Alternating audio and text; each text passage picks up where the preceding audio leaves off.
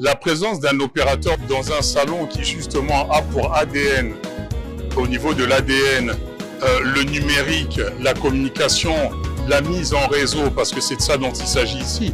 Il y a des acteurs du numérique, il y a des acteurs de la téléphonie, il y a également aussi des start-upers qui évoluent dans différents domaines, dans l'agroalimentaire, dans le vêtement, dans la culture.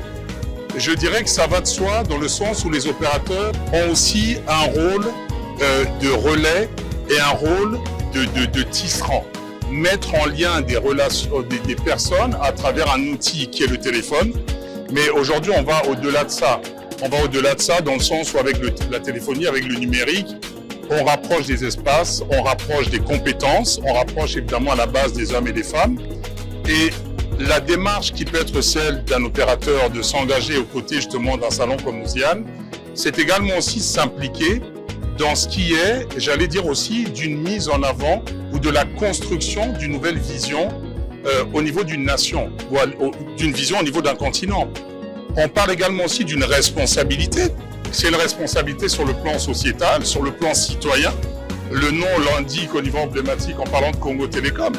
Mais cet engagement citoyen, je pense qu'il ne me contredira pas, ça veut dire aussi accompagner en énergie, en technologie et financièrement ce type d'initiative.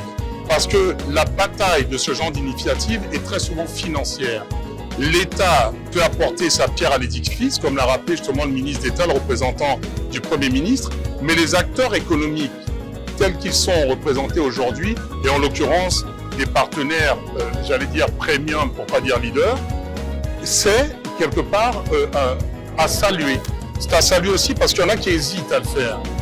Et hésiter à le faire, ça veut dire quelque part attendre un renouveau, attendre que les choses avancent et rester assis sur ses acquis, et rester assis sur ses possessions et sur sa manne financière. Moi, je souhaite tout simplement que ce partenariat soit pérenne, parce qu'aujourd'hui, on parle toujours d'aventures éphémères. Là, on est quand même, bon, je veux dire, à la 6e édition.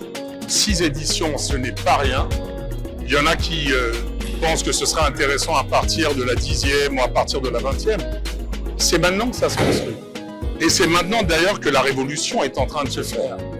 Et être pionnier en la matière et être d'ores et déjà aux côtés d'Ouziane, ça veut dire s'inscrire aussi dans une aventure et dans une histoire qui, comme justement on l'avait vu hier lors de la présentation, va pouvoir se raconter et inspirer également aussi d'autres partenaires, pas forcément des opérateurs, puisque j'imagine que Congo Télécom aspire à demeurer d'ailleurs le partenaire, mais inspirer d'autres personnes à rejoindre la machine.